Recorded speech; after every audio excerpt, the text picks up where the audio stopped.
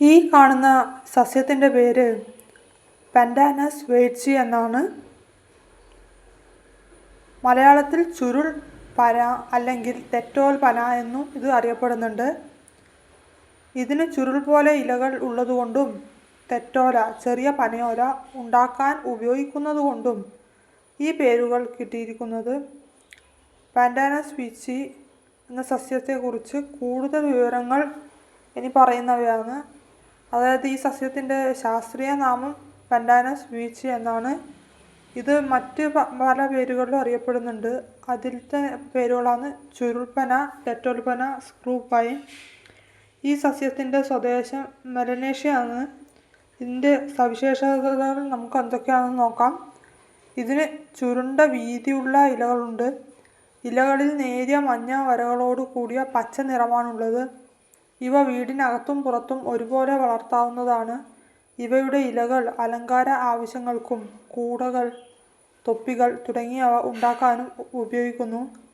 ഇനി ഈ സസ്യത്തിൻ്റെ പരിപാലനം എങ്ങനെയാണെന്ന് നോക്കാം. ചുരുൾപ്പനക്ക് നേരിട്ടുള്ള സൂര്യപ്രകാശം ആവശ്യമില്ല. മിതമായ അളവിൽ നനയ്ക്കണം. ഇതിനെ നല്ല നീർവാഴ്ചയുള്ള മണ്ണ് ഉപയോഗിക്കണം.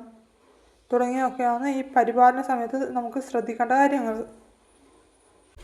മറ്റൊരു വിധത്തിലും ഈ സസ്യം അറിയപ്പെടുന്നുണ്ട്. അതായത് കാഴ്ചയിൽ സമാനമായ ഒരു ഇനം പാൻഡാനസ് വെയ്റ്റ്സിയാണിത്.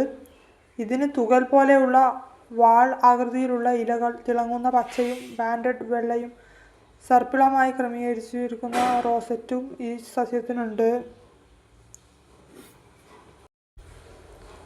പാൻഡാനേൽസ് മോണോകോട്ടിലിഡൺ ഗ്രൂപ്പിലെ വൈവിധ്യമാർന്ന നിരയിൽ പെടുന്ന ഒരു സസ്യമാണിത്.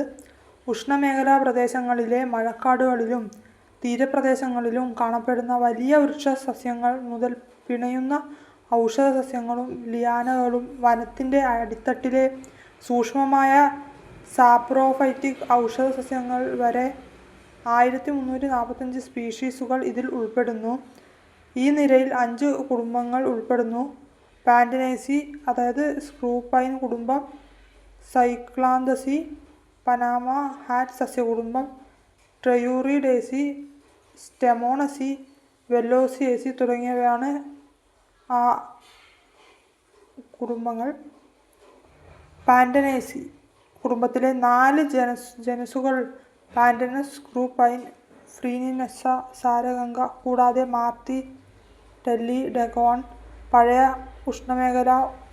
പഴയ ലോകത്തിലെ പാലിയോട്രോപിക്സ് ഉഷ്ണമേഖലാ പ്രദേശങ്ങളിലെ തീരദേശ അല്ലെങ്കിൽ ചതുപ്പുനില പ്രദേശങ്ങളിൽ ഇവ വിതരണം ചെയ്യപ്പെടുന്നു.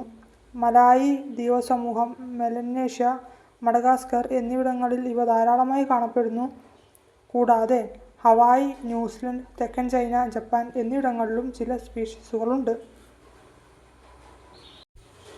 സ്ക്രൂ പൈനിൻ്റെ ഇലകളിൽ നിന്നും വേരുകളിൽ നിന്നുമുള്ള നാരുകൾ മാറ്റുകൾ, കൊട്ടകൾ, കോർഡിംഗ്, മീൻപിടുത്ത വലകൾ എന്നിവയ്ക്കായി ഉപയോഗിക്കുന്നു.